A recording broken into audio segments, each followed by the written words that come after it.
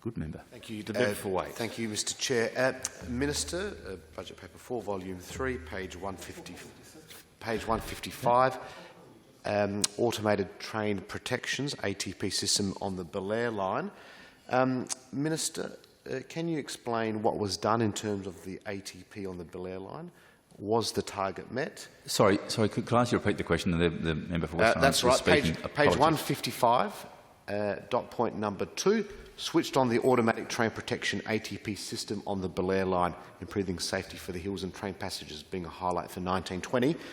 Minister, what does it mean by improving safety via the ATP? What was actually done?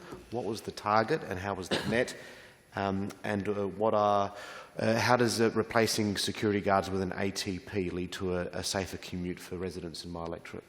For sure. I'll begin the answer, then I'll get a little bit more detail, because I do remember from my time in opposition about the ATP system, which is, I'm led to believe, the automatic train protection system. So it's like a sensory system whereby you're aware of the train that's in front of you, so that trains can actually run closer together. In an ideal world, if we can run trains back to back, safety would be even further improved. In the old days, there were flags and whatever that would be waved to ensure that a train was clear ahead. So the ATP system works in that context. But I'll get a little bit more detail from the staff.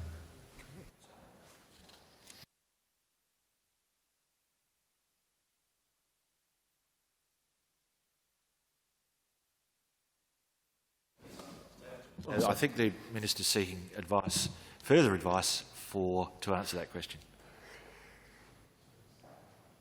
Minister.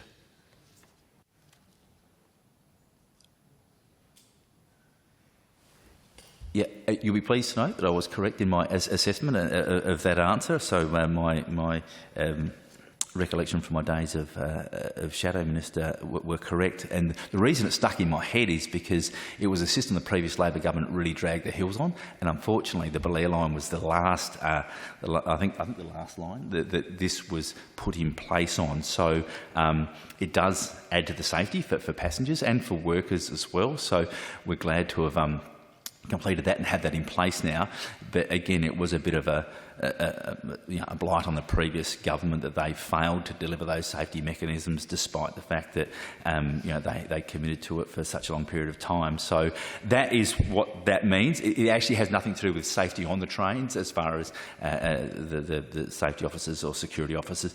It is just about how the trains run in the back, not into the back of each other, and keep that protection there within the system. So it's a great safety add-on to make sure that people that use our train lines are safer going forward. So, and one of the things about Keolis Downer, and we're really keen to work with them on, are adding extra safety elements and extra safety features to stations, and we're really keen to work with them on that because of their extensive history across Australia and across the world. They've got some really great innovations that they will be able to bring to the table there. So, and we've got more to come in that space, and we look forward to working with them on that.